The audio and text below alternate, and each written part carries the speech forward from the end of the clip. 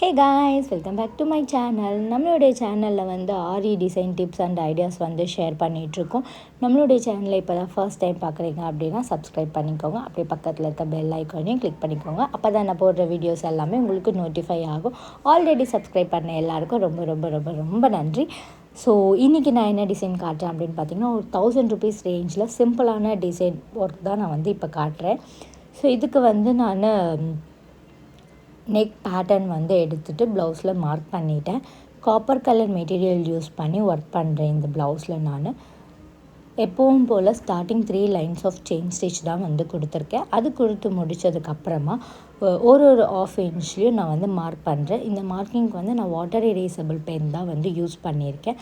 அந்த ஒரு ½ inchலையுமே of beat கொடுத்துட்டு அதை சுற்றி சுகர் பீட்ஸ் வந்து கொடுத்துருக்கேன். அதுக்கப்புறமா இப்படி கொடுத்து ஒரு ரவுண்ட் ஃப்ளவர் மாதிரி க்ரியேட் பண்ணியிருக்கேன். ஸோ இந்த ஒரு ரவுண்டுக்கு நடுவுலையுமே வந்து நான் செயின் ஸ்டிச் வந்து ஒரு லைன் மாதிரி கொடுக்குறேன்.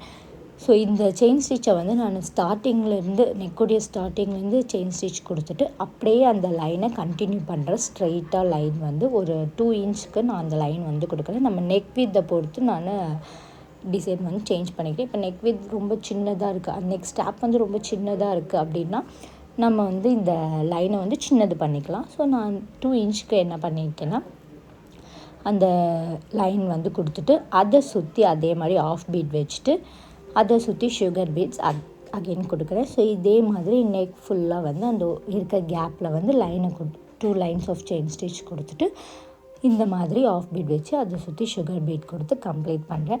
ஸோ சுகர் பீட் எப்பவும் போல் 2 தான் ஸ்டிச் பண்ணுறேன். நான் இந்த சர்க்கிள்க்குமே நான் அதே மாதிரி 2 வச்சே ஸ்டிச் பண்ணிவிட்டு எண்ட் நாட் போட்டு ஒரு ரவுண்டுக்கும் எண்ட் நாட் போட்டு நான் கம்ப்ளீட் பண்ணுறேன். ஸோ கம்ப்ளீட் பண்ணி முடித்ததுக்கப்புறமா இது வந்து நான் ஃப்ரண்ட் நெக் ஒர்க் பண்ணியிருக்கேன்.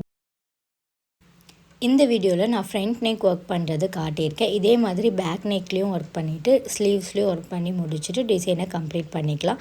புட்டாஸ் வந்து நான் எங்கேயுமே கொடுக்கல, நெக்கோட டிசைன் மட்டும்தான் வச்சுருக்கேன். இதுக்கு ப்ரைஸிங் வந்து 800லேருந்து 1000க்குள்ளே நம்ம ஃபிக்ஸ் பண்ணிக்கலாம்.